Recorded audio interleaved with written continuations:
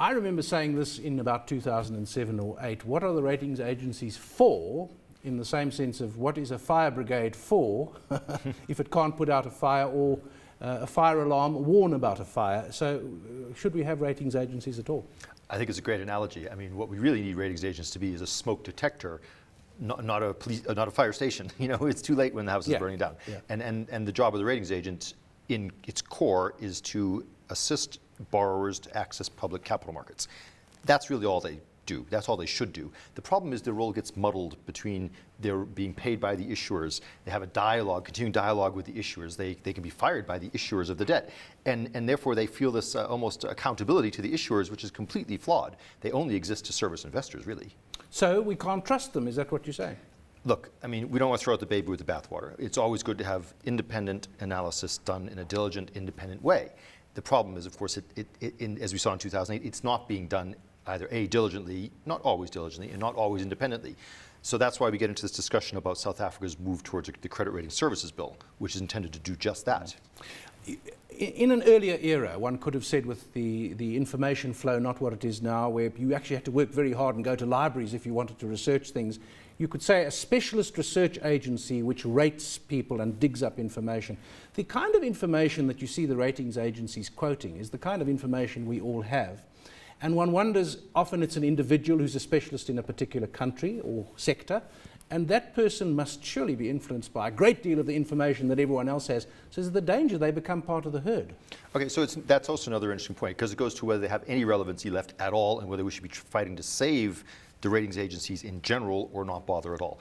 And the answer is this. As lenders to companies, you often want to get deeper insight into the business than what you can pick up on the internet or what's publicly released.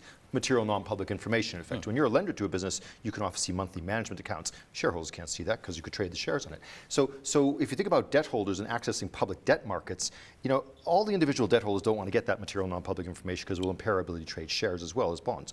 So the ratings agent done properly gets into that stuff, sees it, moves on it, adjusts ratings up and down in a dynamic way based on the flow of real-time information they're getting. As I say, that's smoke detector. Yeah. Now, inevitably, unfortunately, what happens is the rating gets downgraded after the bank has closed its doors, or the rating gets downgraded after what's in the headlines tells us the company just lost $1 billion, or whatever it is. So they're not playing their role properly, accessing and using that information to make their ratings more dynamic. And have they overreacted? Have they gone to the other extreme of actually being overcautious and down-rating too quickly?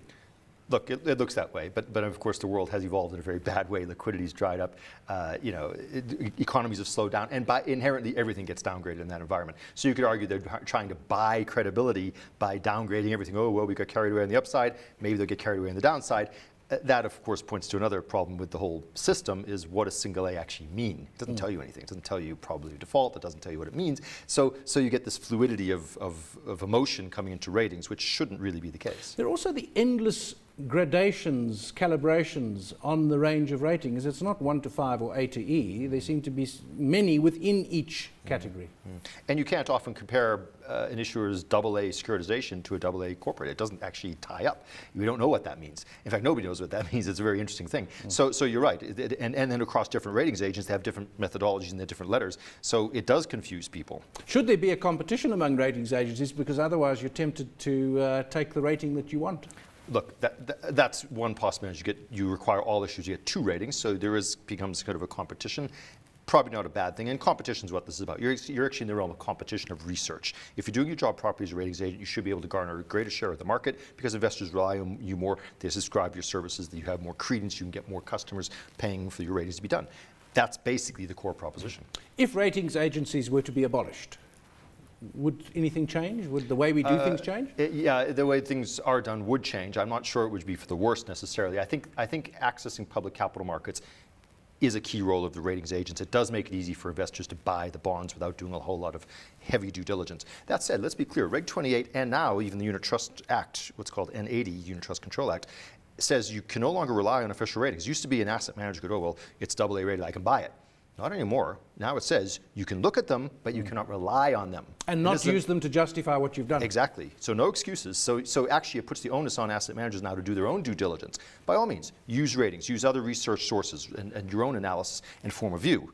That's what asset managers should be doing. So it becomes one of the tools rather than the defining one. Absolutely. The relationship between governments and rating agencies, I mean, companies employ them, but governments don't. So there isn't that corrupt relationship.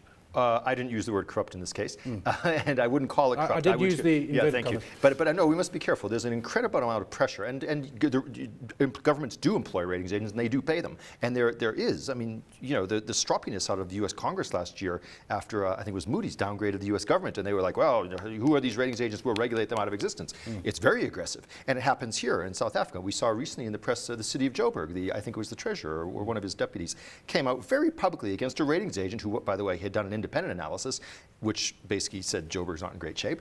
Good analysis, independent analysis, and they rubbished it in public as if to make some political statement. It's just wrong. But the point is it highlights the pressures there between issuers and their ratings agents. My view is a ratings agent is only there to keep management accountable, much like an auditor, an independent auditor is there. And that's what their role ought to be. They shouldn't be appointed by the issuer. They shouldn't be able to be fired by the issuer. Only the audit committee or perhaps the lenders should be able to approve that. Should they be slavishly followed when it comes to the cost of debt? Because you'd think a market should still operate. So again, it should be one of the factors. And you say, well, I take account of that, but I'm not going to raise the interest rate that I'm charging. That's exactly right. They shouldn't be slavishly followed. It's an opinion.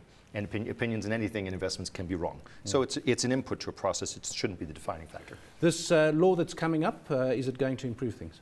It should. I mean, it really does. It really does buttress. It seeks to buttress the independence and accountability. It sets right out in its goals: more accountability, more independence. It calls into. You have to have a code of conduct. You have to get registered in South Africa now with true due diligence by regulators. A compliance department. It really should buttress them. And the key issue is it introduces clearly liability, delictual liability. Focus the mind. Thanks to Andrew. That was Andrew Canter, Chief Investment Officer at Futuregrowth Asset Management.